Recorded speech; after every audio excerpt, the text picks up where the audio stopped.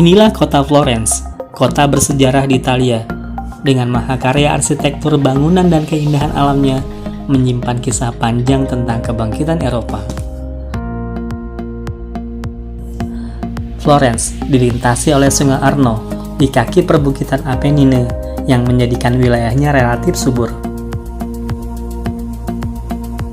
Letaknya yang strategis sebagai pusat pertemuan berbagai kota di Italia Utara menjadikan Florence sebagai kota dagang terbesar dan terkaya di Italia pada abad ke-13 hingga abad ke-16. Tidak salah apabila Florence disebut sebagai kota paling maju dan dinamis pada zamannya.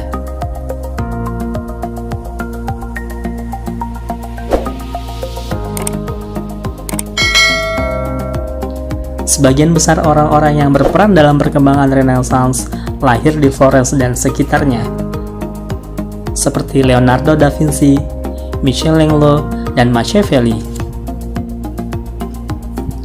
Dari Florence, gerakan Renaissance lahir dan menyebar ke kota-kota lain di Italia, seperti Genoa, Venesia, dan Roma, kemudian berkembang ke negara-negara Eropa seperti Inggris, Prancis, dan Belanda.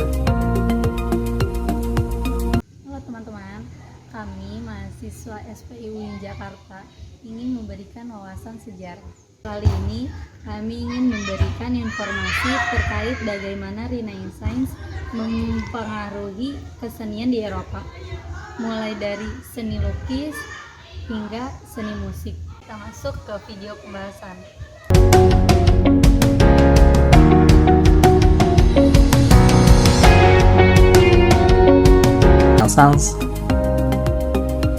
Renaissance itu adalah gerakan perubahan di Eropa ya, yang arti istilahnya yaitu re itu kembali dan Renaissance itu berarti lahir, dan itu terjadi pada merupakan masa abad ke-14 sampai ke abad 17. Seperti itu. Tempatnya Di Eropa. Di Eropa. Memang apa sih yang melatar belakangi terjadinya peristiwa tersebut? Terjadinya latar belakang itu adalah sebagai respon dari perilaku dominasi gereja terhadap seluruh aspek kehidupan masyarakat Eropa.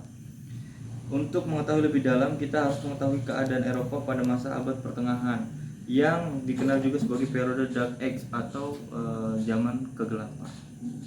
Kemudian dampak dari peristiwa itu pada masa sekarang tuh apa? Pengaruh Renaissance itu terhadap seni. Pada zaman ini kesenian cenderung bersifat lebih realistis, humanis, dan romantis dengan menampilkan sosok manusia. Pada dasarnya, Renaissance terjadi sebagai respon dari perilaku dominasi gereja terhadap seluruh aspek kehidupan masyarakat di Eropa. Untuk mengetahui keadaan Eropa pada masa abad pertengahan, yang dikenal juga sebagai periode Dark Age atau abad kegelapan. Pada zaman ini, kesenian cenderung bersifat realistis, humanis, dan romantik dengan menampilkan sosok manusia yang dianggap ideal sama seperti anatomi asli. Pertengahan 500 sampai 1400 Masehi. Seni pada abad pertengahan terbagi berdasarkan perbedaan lokasi di Eropa serta periode waktunya. Namun, secara umum, seni abad pertengahan dapat dibagi menjadi 3 periode dengan gaya utama, yaitu seni Bizantium, seni Romanesque, dan seni Gotik. Sebagian besar seni di Eropa selama abad pertengahan adalah seni religius dengan subjek dan tema Katolik. Bentuk karya pada periode ini adalah lukisan, patung, kerajinan logam, ukiran, jendela kaca patri, dan manuskrip. Seni Bizantium. Abad pertengahan sering disebut juga abad ke-8 atau dalam bahasa Inggris disebut Dark Age. Ini adalah periode waktu dari 500 hingga 1000 Masehi.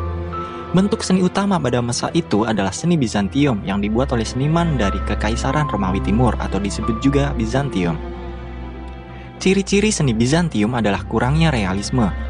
Para seniman kala itu tidak mencoba membuat lukisannya terlihat realistis, tetapi berfokus pada simbolisme seni mereka. Lukisan-lukisannya datar tanpa bayangan, dan subjek pada umumnya diekspresikan dengan serius dan muram. Subjek lukisan hampir seluruhnya religius dengan tema tentang Yesus dan Maria. Seni Romanesque. Periode seni ini dimulai sekitar 1000 Masehi dan berlangsung hingga sekitar 1300 Masehi saat dimulainya periode seni Gotik.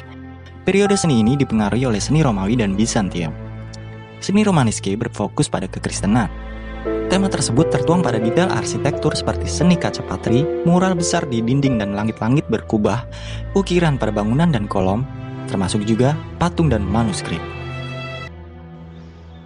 Pada zaman abad pertengahan, lukisan digambarkan tidak hidup dan tidak nyata.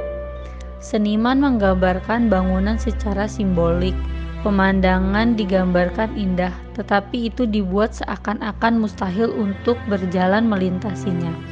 Namun, setelah masa Renaissance, hadir lukisan digambarkan secara nyata dan kelihatan hidup dan dibuat seakan bisa merasakan lukisan tersebut. Dalam sejarah, kamu mungkin mengenal seniman-seniman terkenal seperti Leonardo da Vinci dari karyanya Mona Lisa dan The Last Supper, atau mungkin Michelangelo dengan karyanya patung pahat yang diberi nama David.